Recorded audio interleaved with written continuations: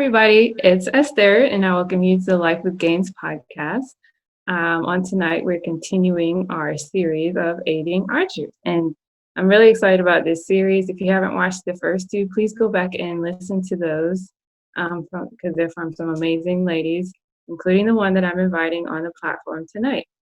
Aiding archers, again, is coming from Psalms 127 and 4, as well as Hebrews 13 and 16, just to assist parents who are, as the Bible says, warriors, and aiming their kids well. And I'm doing that, hopefully, by allowing some people on the platform who are able to share and to help others as best as they can with the gifts that they have on the platforms that they are. So on tonight, I want to introduce Miss Maribeth Leonard.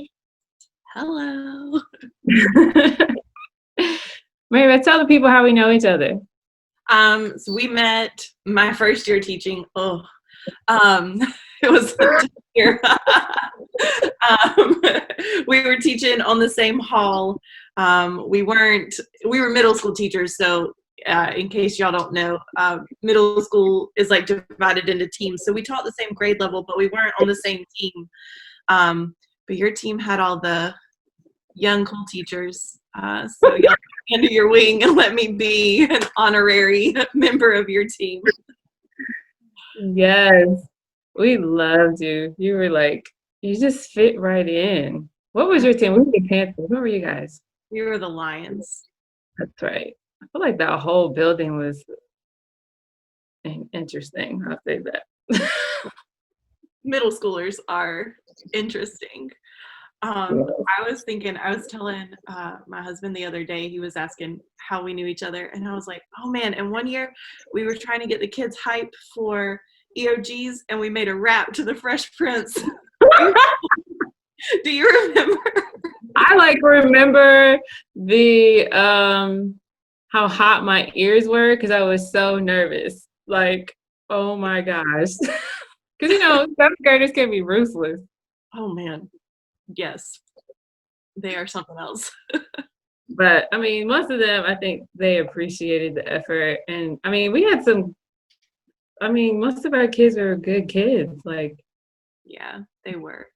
What's crazy is, they're all grown now. My last group that I taught in middle school graduated this year. They were the class of 2020. So that was crazy. So you taught what in middle school? I taught 7th grade science, 8th grade science, and then I moved to high school and taught freshman biology, upperclassmen biology, and then some upperclassmen physical science. And then, so now tell us what you do. So now I am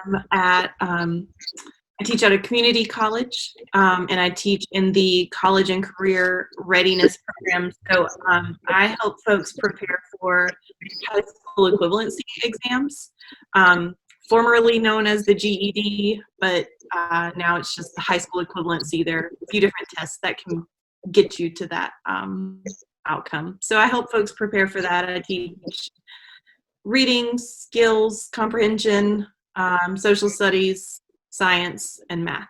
So I see your classroom setting behind you. Does that entail something else?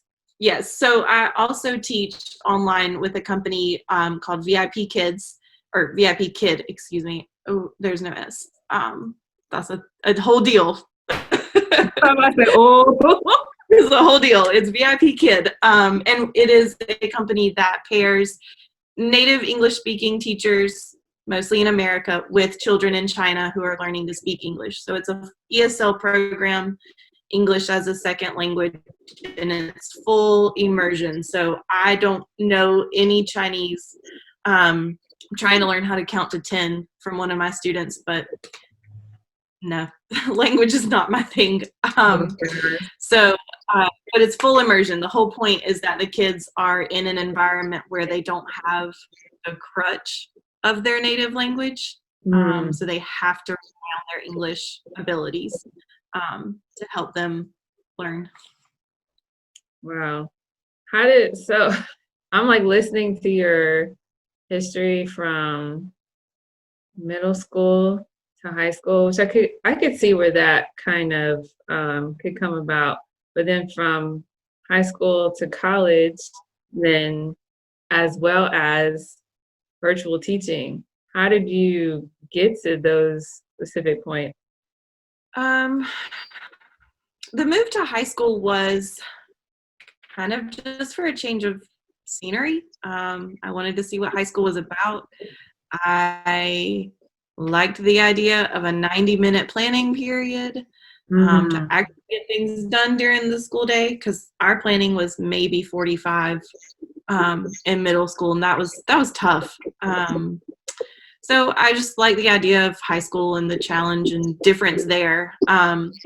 And that was within district, so it was kind of an easy jump.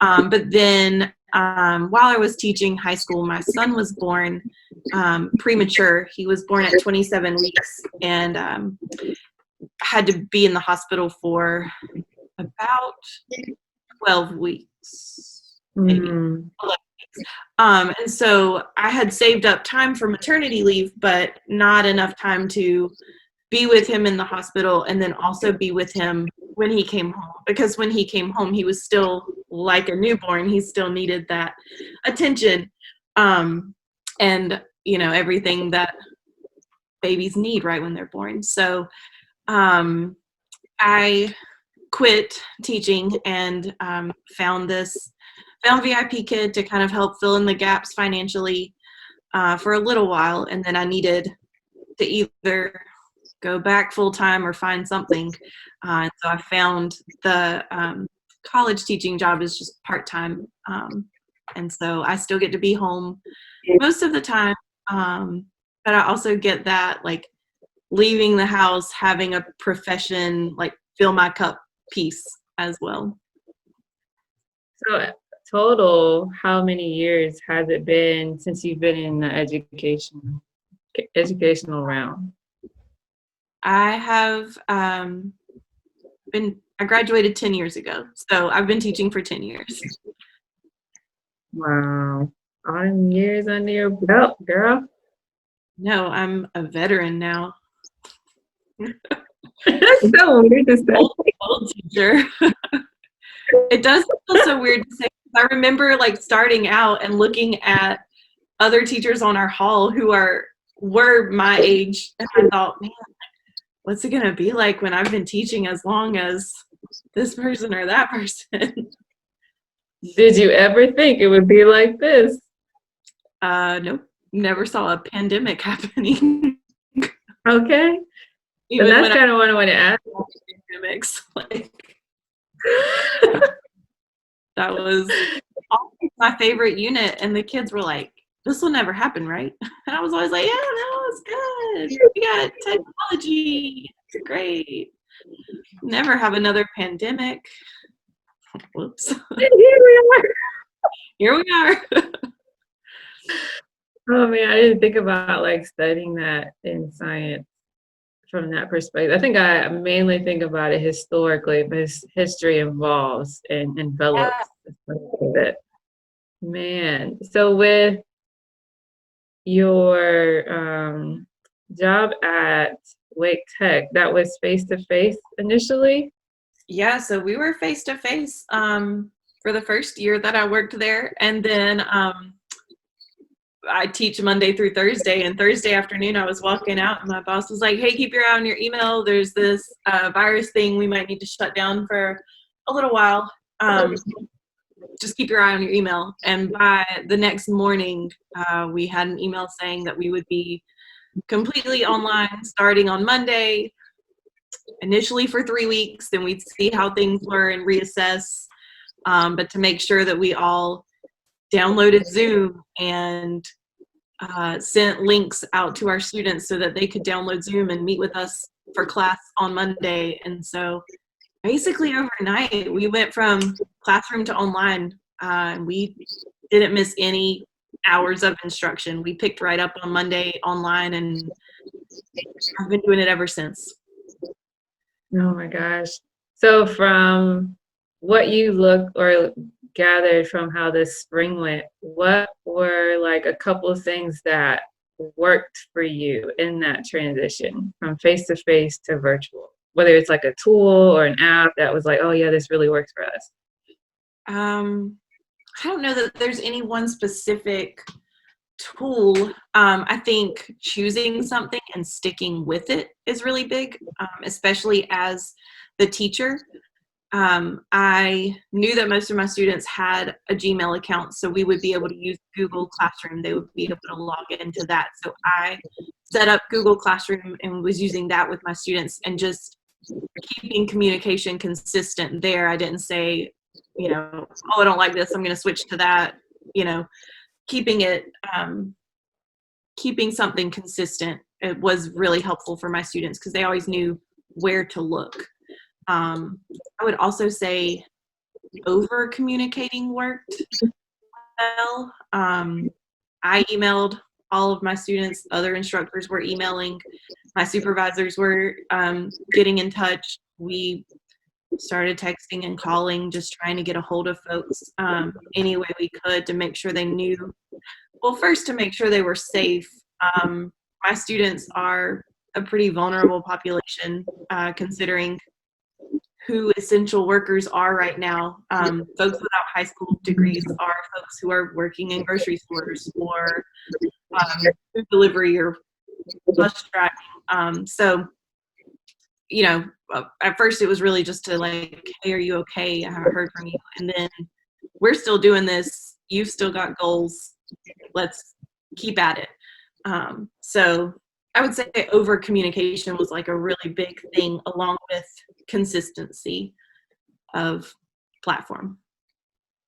Those are really good. Even with, I feel like that could apply to anybody, whether it's you teaching the students such as yours or elementary kids and their parents. It's that consistency and that over communication. I mean, I'm thinking about homeschool, like, over communication. And Yeah. consistency. Those are really good tools. What did you notice from the spring that was like a fail? Like, oh my gosh, this is not working. Aside from the fact that, hey, we have COVID. Right. There are some teaching strategies that are, fail safes. They always work in person, that are just not options virtually. Classroom management goes out the window. My only classroom management now is the mute button, which was ruthlessly. And I have no idea like what that would be like with K-12 students. Fortunately, my students are adults and I only have to mute them when their dogs are barking or they're breathing too loudly, it's not a big deal. But, all of the things that we did classroom management wise are gone. I think a big change as far as like you miss physical cues, body language when you're on Zoom, especially a lot of my students have their cameras off because it saves data and it speeds up their connection. So if their camera's off, they can hear me better or I can hear them better. So I don't get any visual feedback from them and they get very little from me. So that being gone is also a big challenge. So I make sure to, ask questions that require more than yes or no answers of them. When I ask them to unmute, I ask them to use the chat box a lot, just so that I know that folks are with me and not, walked away or zoned out, watching me like a TV show. It's still class. It's still an active, right? I had one student this morning that was like, what did she say? She was like, oh, she threw a back out yesterday. And she was like, I can't sit up today. I'm sorry. I'm like laid on the couch. And I was like, all right, just watch the math show today and try to catch up tomorrow. Feel better. So with you said something that was interesting and very like, I think about middle school, like proximity and to get focused and attention and stuff like that. And I'm thinking about virtual teachers in the fall for K through 12. How that's going to be quite interesting, especially if you have kids like their parents are working outside of the house or they're inside the house, but they're not going to be sitting right beside the computer. So you saying like the chat box, which I could also see is problematic, but That could go either way with middle schoolers, high schoolers. Yeah, I think like just as much involvement as possible. Most of my students have figured out that they can have our class open in one window and also like follow links to other things. So we have made a lot of worksheets into slides presentations so they can drag and drop and do like matching, or they have places to type answers in. So maybe a lot more interactive than I would have necessarily made an in-person class, because in person we can have a little bit more conversation flow. that's really good, Mary Beth. That reminded me of, so our sons are taking this Black history class twice a week with a history teacher. And he talks to them, and then he also does like YouTube videos. He always tells the kid, like these kids are from like age 4 to 17, but he does a really good job with all the ages. But one thing I really appreciated was how he made them take notes and he asked them questions. And then he used this, I do not remember the website, but it was like it was a multiple game quiz within the Zoom. And it was like, all right, we need everybody to answer. And nobody could get the answer, or they wouldn't know what the answer is until like 20 out of 20 kids responded. And then they would see, the scoreboard. And I thought that was so cool. And I'm like, they would have loved that in the classroom. I think it's even more interesting now that you embed it into the online curriculum class thingy. I don't know what the word is. So that actually leads me to kind of flip over to your VIP kids. What are the ages that you typically tutor? I have taught kids from their student info said 4. There's no way this child was 4 years old. They were 3. Had to have been 3, maybe even 2. I'm not lying. Like they're a dynamic class. It was crazy. So they're pretty young, and up to, I've had like a 14 or 15-year-old, but by that point they've really aged out of the curriculum. It's not as interesting anymore. They just want to chat with you. Okay. So with the background that you have, is that something that you do because it is a younger age, or can you kind of explain that? Yeah, it's not I could not teach a classroom of 25 children of that age, but one-on-one for 25 minutes is manageable. Parents are usually sitting right next to the children off camera, or are in another room watching the class on another screen, which at first was really intimidating. But I think now that I think about, of course I would be right there. Of course I would want to, see what an adult was saying to my child online. So yeah. And a lot of times, like, I have one student who I've been teaching for 2 years, and his mom is like, I'm learning English too. She'll send me little notes and stuff. And she's like, I learned this from you. You're the sweetest. I know. So they always, I don't know if it's the translation. I'm going to take it as a compliment, but they always say, beautiful teacher, we will date again soon. I love it. Because it's mom. We will date soon. That's really good though. Yeah, I can't imagine like being able to, you're impacting like generations, Mary Beth. Like, it is such a status thing to be fluent conversationally and academically in English. Opens so many doors for these kids. So many of them are learning English in school 2 or 3 hours a day, and then they're taking this class to learn conversational, to hear different accents.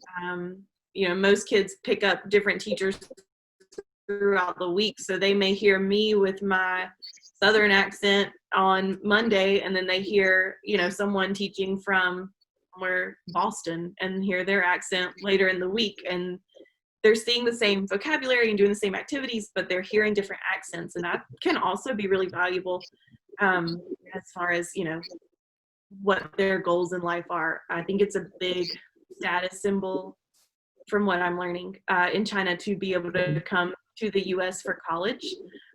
So being able to understand different accents would be really beneficial if you were going to move here, because there's nowhere you could go in the US now that you would encounter multiple dialects from within the US. So being able to hear that and understand would be super important, super beneficial to these kids. So they also learn a lot of English from watching Peppa Pig. So a lot of students will speak in a British gosh, no.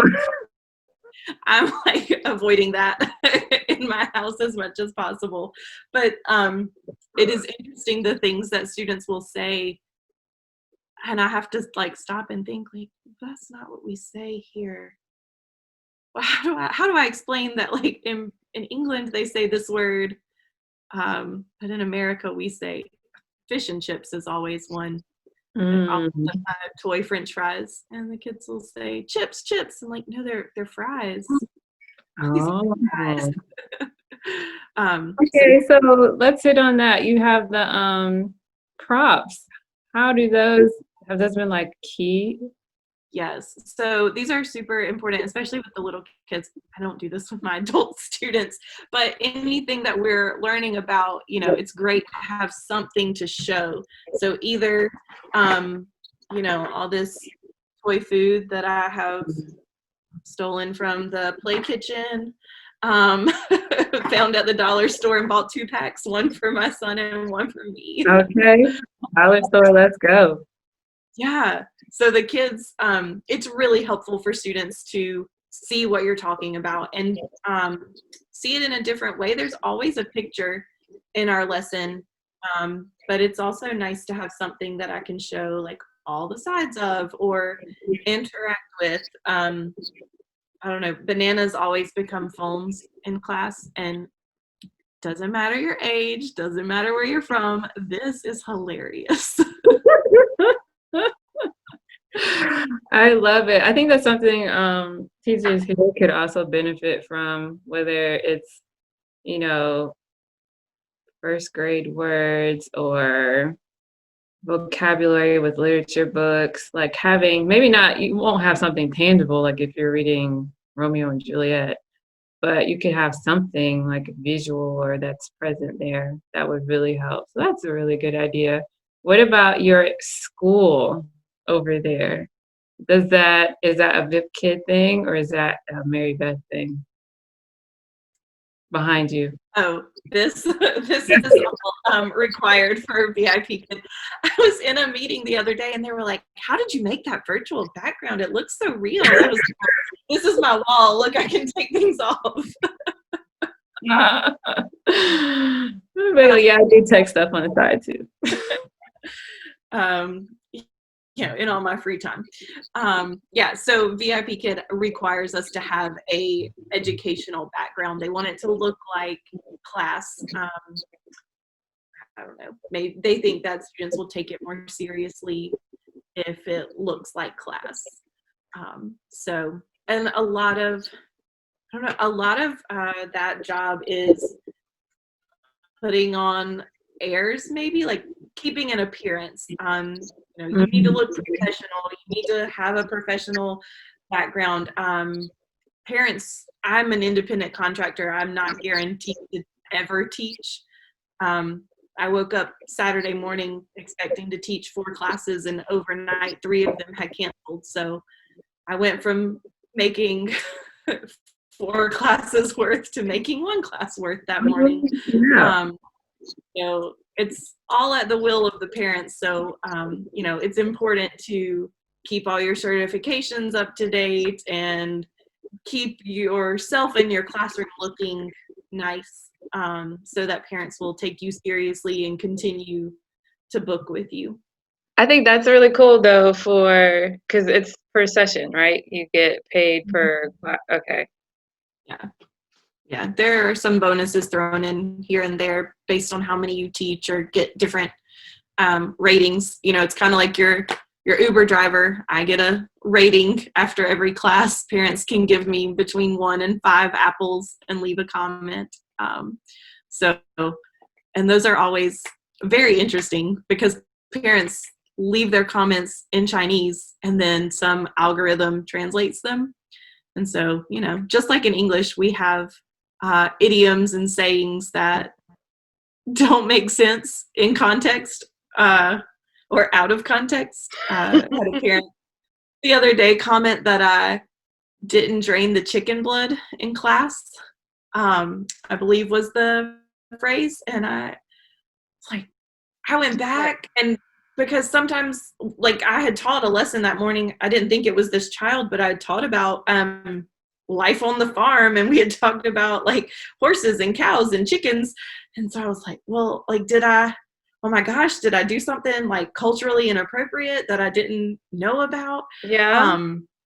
And on and on. And so I am a member of this Facebook group of teachers for VIP Kid that also speak Chinese or are from China. And so I took a screenshot and posted it, and it got a lot of laughs. And finally, a woman from China commented, and she was like, "Oh my gosh, this is hilarious. It's a Chinese idiom that means you were not crazy.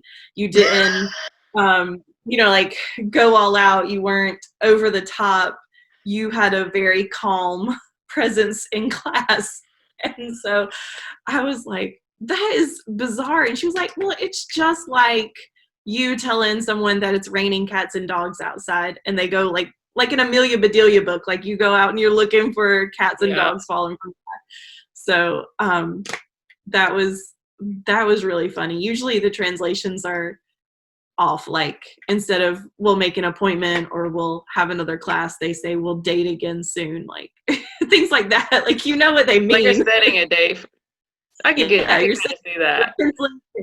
But drain the chicken blood. That was something else. I wonder, and that's the one thing I'm curious about with, because you know how when we taught, we had, parent-teacher conferences. They were lovely sometimes. And just wondering how that's going to go for teachers who are going to be virtual or even like on this rotating modified schedule, and just how I think Zoom does it. I mean, any platform like Zoom gives you the chance to see facial expressions and all that. But then it's different because in person you can see more from the person sitting it. So I'm just curious about how that is, because then you have the mom and the child right there, or the dad and the child right there, and then you have the teacher on the other side of the screen, and just missing that that type of environment, but somehow still making connections, which I guess for you with VIP Kids, that's you make connections with your kids and your families, obviously, but it is restricted in terms of safety and protocol and stuff like that. Has any of that been different related to when you taught face-to-face, or is it pretty much the same expectations? As far as like communicating with parents? Communicating with parents, interacting with kids. I think, the rules of interacting with kids are pretty common everywhere, what's appropriate and what's not. is pretty universal. I would say that with VIP Kid, communication with parents is almost more intense or more, I don't know, strict than it was in the classroom. I have to leave, it's like Twitter, there's a character count. I have to leave at least 150 characters of feedback every class. So I have to at least type 2 or 3 sentences about how the child did in every single class, or I don't get paid for that class. So that has made me really value feedback and understand more what parents want to know, because they were there for the whole class. They sat with us. I don't need to say we reviewed life on the farm and learned these nouns and these verbs. I need to say, hey, when your child reads, they are not pausing at periods and commas. When we read in English and we see these punctuations, we pause and take a breath. It is, makes the natural cadence of our speech, or, whatever. Stuff like that is actually valuable for the kids to improve. So that has really taught me that what the feedback I give is important. Right before I left teaching high school, I was in this conversation with several of my colleagues of getting rid of grades. What even is an A? What even is a 92? Like, what does that mean to anyone?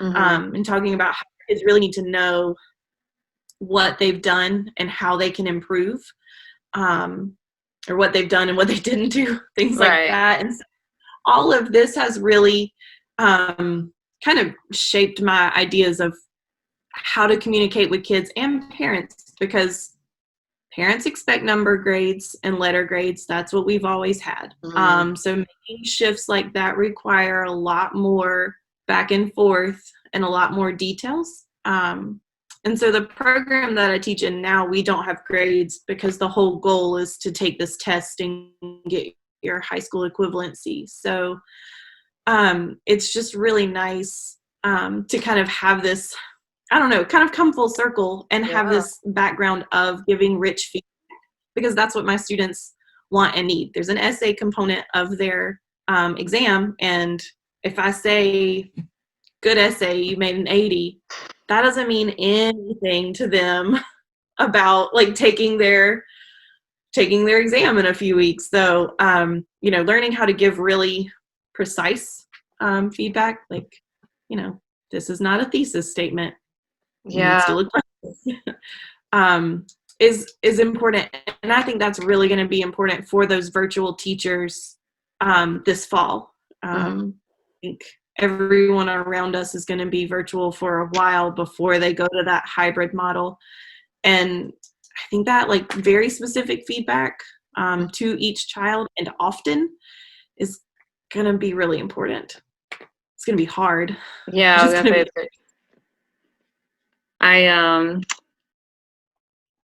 I did tutor.com for almost 10 years while I was teaching, and then probably more than that. No, yeah, it was about 10 years.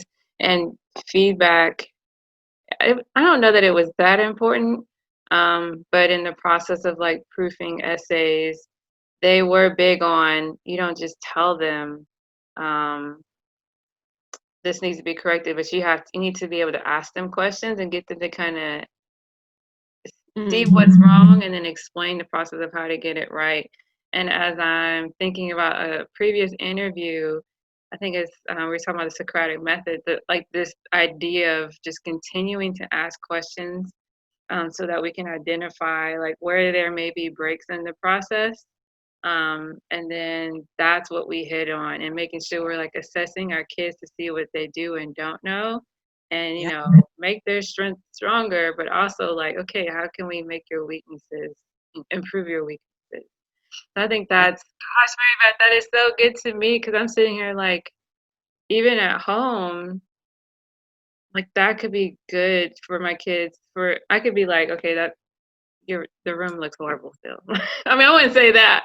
I don't think I've said that. I was like, okay, you guys still are not done. But like giving them specific feedback on what is good, what is bad, how can we improve. That is so good. And I think teachers will really appreciate that. Even parents who are watching this. So thank you. You're welcome. So good. That's what we have learned in speech therapy too, is just as specific as we can be, will help parent and develop language. So not just like you were saying, like, you're not done here. Like, hey, I still see Legos on the floor. Those need to be put away. Where do the Legos go? Girl, what you know about Legos? Between before I got this job at Wake Tech, I was working at a track out camp that your boys would have thought they had died and gone to heaven. We had a week-long, we had 2 or 3 week-long like Lego camps, and one of them was stop motion Legos. So we would get all the Legos out and like build sets and then make little Lego movies that the kids were like totally in charge of. They were just like all the creativity. But and then we like would build a city one week, and there was something else that we did. But I mean, we had the whole room, those big like plastic containers that like slide up under your bed. We would have one for each color. Girl, bye. So we'd have a whole red thing, a whole one full of orange, and like that was half the fun. Was like, I'm building a red wall. Okay, have at it. Like and kids would come to me like, I need a 2x4 plate, blah blah blah. I'm like, well, you gotta go find it. Good luck. Here's the bin. Oh my gosh, I would be so excited, but then come cleanup time. Oh, and that was the best part. I'm not in charge of cleanup. We fed everybody afternoon snack. If I see any Legos on the floor, nobody gets snack. Oh. Those kids crawling around on the floor, picking them up, and they would call each other out. They would be like, "That's your area. You go clean up. I still see Legos. I want my Pringles. You better clean up your area." Oh my gosh, that sounds like our boys too. They always be like, so-and-so's not cleaning up. And sometimes I'd be like, okay, they really aren't cleaning up. So I'm like, all right, you got to do this by yourself, this side by yourself. But that's so funny. Well, as we close out, I wanted to ask you, you are a wife, you are a mom, and you are all of these things, teacher, educator. How have you felt supported from your husband and your family and friends throughout the years transitioning? I would have never felt safe or left the classroom without my husband. I really thought that I was a lifer. I had the Teaching Fellow Scholarship. I was committed to. Me too. I didn't know that. I didn't know that either. Best and the brightest, man. Okay. Sorry, a little cocky, but it's true. So, I really thought that I was in public education for life, and that my heart is still there. I am still in public education, but I really didn't see myself leaving ever. And it just, it was like unfathomable. But as we were going through that big trauma, my husband looked at me one day and he was like, "You're not well, and this is not, you can't go back in the fall. Like, we'll figure it out. You can't do this to yourself." And so he helped me type the email to my principal and helped me find that job at that camp that held us for a little while until I found this at Wake Tech, and supported me with letting me go to bed early so that I could get up early to teach with VIP Kid. And now he takes our son away on the weekends so that I can have quiet time to listen. And that is huge. So And then also the grandmas, my mom and my mother-in-law are here 4 days a week for 3 hours a day to keep our son occupied while my husband is working and I'm teaching. So they are they're awesome for that. That That's is, a lot to ask. yeah, I mean, you might have made me cry when you talked about your husband, 'cause it's very similar with us, like just not necessarily leaving teaching, but they're just different seasons where my husband was like, okay, you are not doing well. We will figure, like he almost used the same words, we'll figure it out. And to have somebody, whether it's your husband, whether it's your mom, whether it's like your best friend, be like, okay, girl, this is not working. We're gonna Yeah. figure this out. Like that is so valuable and so needed. And I bet you it probably took like some reckoning with you within yourself because like you said, you never thought you would come out. And it's almost like you have this like, but this is what I'm supposed to do. And Yes. Yeah, definitely. It took a lot of like soul searching and prayer because I really have always felt like teaching was my calling um, since high school when I was like, hey, this is like what I'm going to do. I'm going to get this scholarship and I'm going to do it. I really felt like it was my calling. And I still feel that way. You can be called to things for seasons. yeah, Um, and it just looks a as different way now. Yeah, yeah, and it's still I don't know. I got into it with my students today, not like in like a aggressive way, but we were chatting about I don't know. I was teaching social studies, so we were talking about money or economy or something, and I was talking about public education, and I was like, I'm sorry, you guys, I just get really fired up. I really, really believe that everyone should have free quality education. Okay, I'm done. Gotta step down. Yeah. I think it's so funny because like, our story or like my story is I was in private school, I was in public school, went to public university, went to private university, taught in public school, and now homeschool. And I think a lot of times people, when I say, oh yeah, homeschool, they expect oh, so you're all over here. And I was like, no, it's a product of circumstance and what God calls us for to right now. God calls us for right now.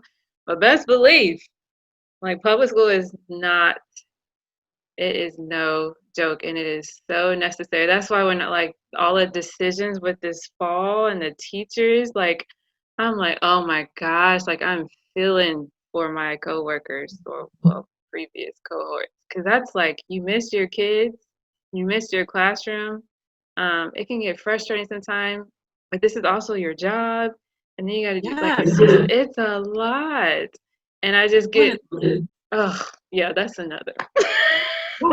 I know. I've been right there. I've been on pins and needles all summer, and I have known since June that I was going to be virtual until at least January.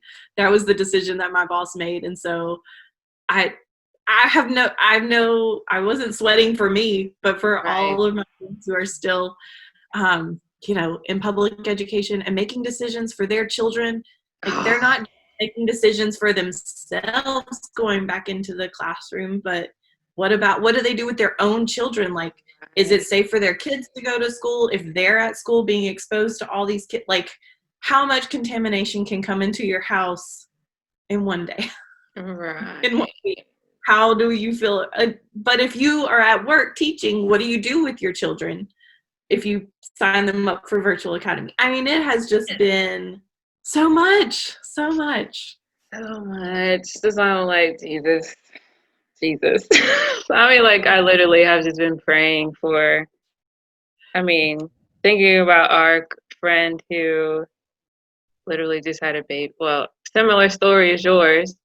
Mm, How is she feeling? Other friends who are pregnant, other people who have lost loved ones over this. yeah, Like, I'm just like, but I think that's a big reason why I wanted to have this platform with people from so many different perspectives because I really feel like I'm listening to you tonight and I'm like, man, I could so apply this right now. I could tell my friend about this, or she can listen. Um, Even hopefully dads, whether married or not, could hear how your husband responded and gain, some knowledge of support as well. It's just that's why I wanted to do this because it's so necessary right now. And I really, really, really am so glad you decided to be interviewed.